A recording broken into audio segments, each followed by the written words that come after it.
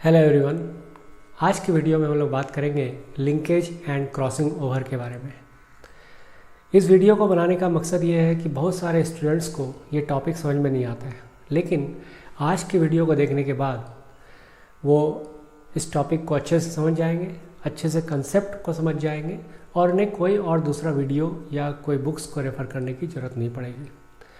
तो आप सभी व्यूअर्स से ये रिक्वेस्ट है कि इस वीडियो को एंड तक जरूर देखें।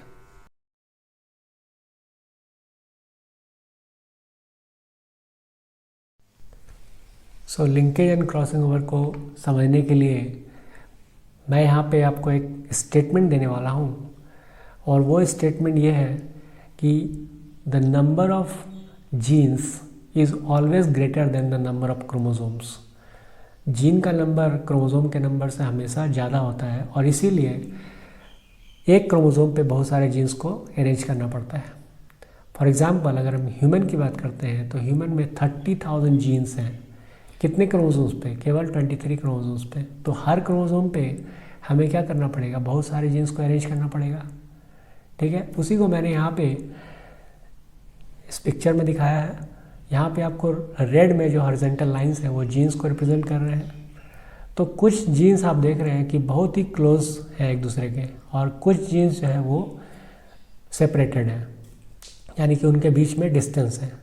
तो ऐसे जीन्स जो कि बहुत ही क्लोज हैं एक दूसरे के, उसको हम बोलते हैं लिंक्ड जीन्स, और ऐसे जीन्स जिनके बीच में डिस्टेंस है उनको हम बोलते हैं अनलिंक्ड जीन्स। अब अनलिंक्ड जीन्स में भी दो पॉसिबिलिटी है, या तो जीन्स दो डिफरेंट क्रोमोसोम्स पे हो, या नहीं तो जीन्स एक ही क्रोमोसोम पे हो लेकिन उनके बीच में डिस्टेंस हो। अब लिंक जीन के कंसेप्ट कौन समझते हैं?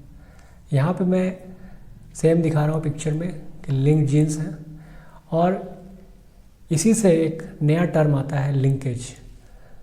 तो लिंकेज क्या है? लिंकेज एक फेनोमेना है जिसके द्वारा जो लिंक जीन्स हैं और उसके एलील्स हैं वो generation after generation as it is क्या होते हैं? ट्रांसफ़र होते हैं। ठीक है, जो लिंक जीन्स हैं वो हर जनरेशन में एज इट इज़ ट्रांसफ़र होते हैं, क्योंकि वो क्रॉसिंग ओवर एंड रिकॉम्बिनेशन में भाग नहीं लेते हैं। Now what is the significance of linkage? Linkage का सिग्निफिकेंस क्या है? नेचर ने क्यों लिंक जीन्स को क्रोमोसोम्स पे मेंटेन रखा है? क्यों ऐसा नहीं है कि सारे के सारे जीन्स जो है वो क्रोमोसोम्स पे अनलिंक्ड जीन्स हैं? तो इसको समझने के लिए हम लोग यहाँ पे एक एग्जांपल लेते हैं ह्यूमन रेस का। और ह्यूमन रेस आपको पता है कि बहुत डिफरेंट टाइप के हैं, जैसे कि वाइट है, एशियन है, अफ्रीकन है, हिस्पैनिक है, और ये सारे अलग अलग दिखते हैं और उनके physical attributes and social attributes क्या डिफरेंट हैं। अगर हमारे क्रोमोसोम्स पे सारे के सारे जीन्स अनलिंक्ड होते तो हर जनरेशन में क्या होता? हर जनरेशन में रिकॉम्बिनेशन एंड क्रॉसिंग ओवर होता, तो वेरिएशन तो हर जनरेशन में आता, तो जो रेस का ओरिजिनलिटी है वो तो ख़त्म हो जाता। लेकिन because of the presence of linked genes, क्योंकि लिंक्ड जीन्स ही ऐसा जीन्स है जो कि हर जनरेशन में एज इट इज़ ट्रांसफ़र होता है, तो ये लिंक्ड जीन्स हर जनरेशन में एक ही जीन होगा और उनका जो कैरेक्टर होगा वो एक्सप्रेस करेगा उसी तरीके से। तो इसी कारण से because of the presence of linked genes जो रेस का ओरिजिनलिटी है वो मेंटेन्ड है। अब क्वेश्चन ये उठता है कि will link genes follow Mendel's law of independent assortment?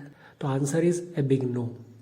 क्यों? क्योंकि मेंडल ने जो एक्सपेरिमेंट किया था गार्डन पी पे, उसमें सारे जीन्स क्या थे? अनलिंक जीन्स थे, और अनलिंक जीन्स जो है वो crossing over and recombination show करते हैं, और because of unlinked genes different types of gametes are formed. और इसी कारण से उन्हें F2 जनरेशन में जो मेंडल का डायब्रिड क्रॉस था उसका रेशियो क्या मिला था उन्हें? 9:3:3:1, एंड टेस्ट क्रॉस रेशियो जो था वो 1:1:1:1। अगर मेंडल के गार्डन पी के जीन्स लिंक्ड होते तो मेंडल को ये डायब्रिड फिनोटाइपिक रेशियो और टेस्ट क्रॉस रेशियो ये सेम नहीं मिलता, वो क्या मिलता? 3:1 एंड 1:1, जो कि एक मोनो हाइब्रिड रेशियो है। अब इसको समझने के लिए हम लोग मेंडल के जो डायहाइब्रिड क्रॉस है उसको एक ओवरव्यू लेते हैं उसका, ताकि आपको अच्छे से समझ में आ जाए।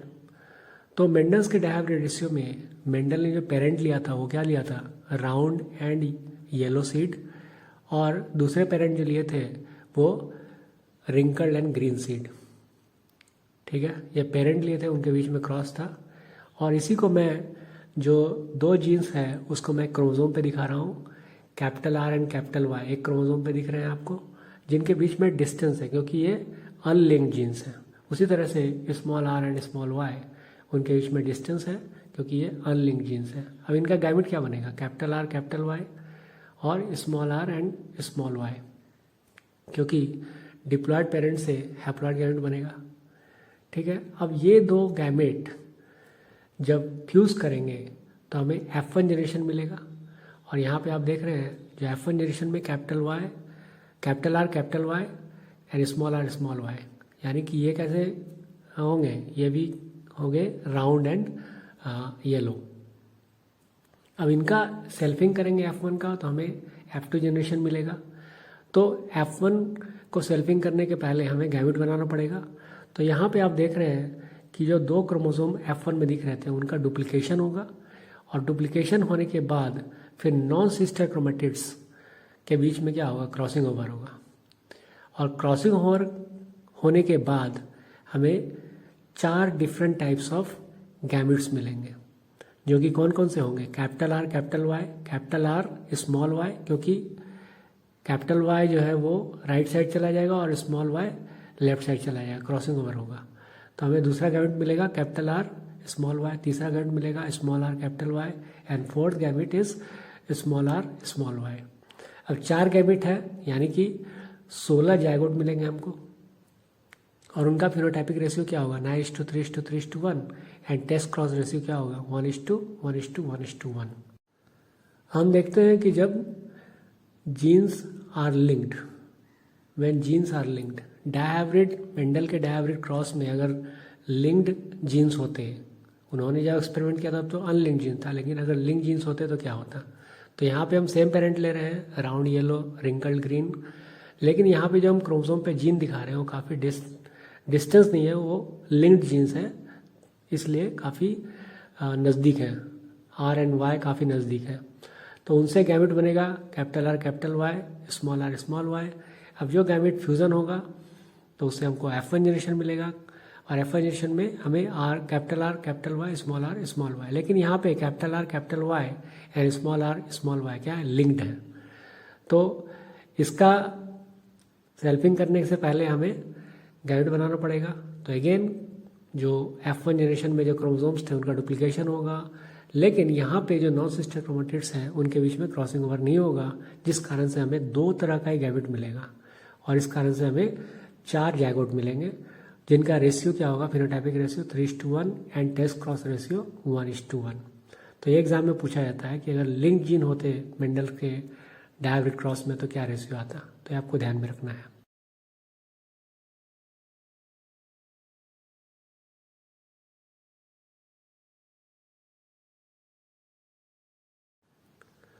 यहाँ पे जो मैंने एग्जाम्पल लिया था आपको, लास्ट एग्जाम्पल, वहाँ पे हमने दिखाया था कि क्रॉसिंग ओवर नहीं हो रहा है, तो ऐसे लिंकेज को हम बोलते हैं कंप्लीट लिंकेज। और लेकिन जहाँ पे क्रॉसिंग ओवर की पॉसिबिलिटी है या प्रोबेबिलिटी है उसको बोलते हैं इनकम्प्लीट लिंकेज। तो हम टाइप्स ऑफ लिंकेज में हम 2 तरह का लिंकेज देखते हैं, complete linkage and incomplete linkage. Complete linkage nature में बहुत ही कम पाया जाता है, इनकम्प्लीट लिंकेज नेचर में पाया जाता है, लेकिन यहाँ पे जो रिकॉम्बिनेशन होगा इनकम्प्लीट लिंकेज में वो हमेशा लेस देन 50% होगा।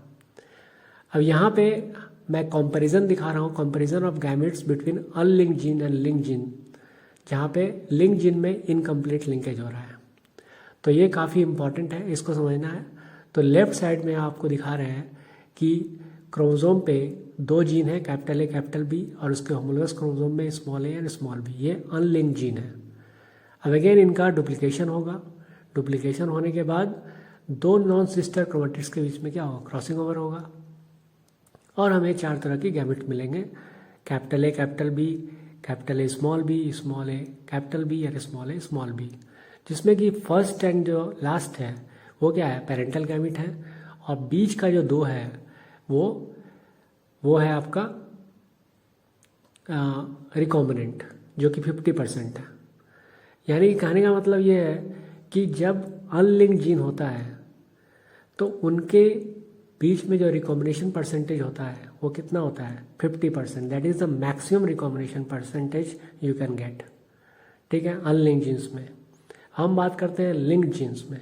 यहाँ पे आपको दिखा रहे हैं राइट साइड में ए और B, capital A capital B और स्मॉल बी, इनके बीच में डिस्टेंस काफ़ी कम है, यानी कि ये लिंक जीन है। अगेन इनका डीएनए का डुप्लीकेशन होगा और फिर नॉन सिस्टर क्रोमेटिड्स में क्रॉसिंग ओवर हो भी सकता है और नहीं भी हो सकता है। प्रोबेबिलिटी ज़्यादा है कि नहीं होगा, लेकिन कुछ केस में हो सकता है। यानी कि अगर 100 गैमेट्स बन रहे हैं तो उसमें हो सकता है कि 10 में या 5 में रिकॉम्बिनेशन हो। तो हमें 4 तरह का तो गैमेट मिलेगा, लेकिन रिकॉम्बिनेशन परसेंटेज हमें कम मिलेगा।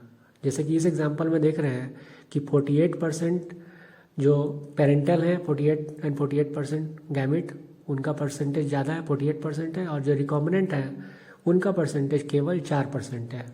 अब ये परसेंट क्या रिप्रेजेंट करता है? ये परसेंट रिप्रेजेंट करता है रिकॉम्बिनेंट परसेंट कि जितना कम होगा उतना जीन के बीच का डिस्टेंस जो है वो कम होगा, और ये जितना ज़्यादा होगा उतना दो जीन के बीच का डिस्टेंस क्या होगा, ज़्यादा होगा। अब इसके बेसिस पे हम लोग एक कंक्लूजन निकाल सकते हैं कि linkage is inversely proportional to crossing over, यानी कि जितना क्रॉसिंग ओवर ज़्यादा होगा उतना लिंकेज कम होगा, और जितना क्रॉसिंग ओवर कम होगा उतना लिंकेज ज़्यादा होगा। तो यहाँ पे हम लोगों ने लिंकेज के कंसेप्ट के बारे में बात किया। अब नेक्स्ट लेक्चर में हम लोग टी.एच. मॉर्गन के एक्सपेरिमेंट के बारे में बात करेंगे। टी.एच. मॉर्गन ही वो साइंटिस्ट थे जिन्होंने लिंकेज का टर्म दिया था जब वो ड्रोसोफिला पे एक्सपेरिमेंट कर रहे थे। उन्होंने डायहाइब्रिड क्रॉस किया था ड्रोसोफिला पे, लेकिन उनको भी वो 9:3:3:1 रेशियो नहीं मिला, जिसके कारण उन्होंने जब रिसर्च किया तो उन्हें पता चला कि जीन जो है वो लिंक थे, और उन्होंने लिंकेज का कंसेप्ट दिया। सो नेक्स्ट वीडियो आप लोग देखना नहीं भूलिएगा, क्योंकि मैं उस पर बात करने वाला हूँ टी.एच. मॉर्गन के बारे में, उनके एक्सपेरिमेंट के बारे में। Thanks for watching.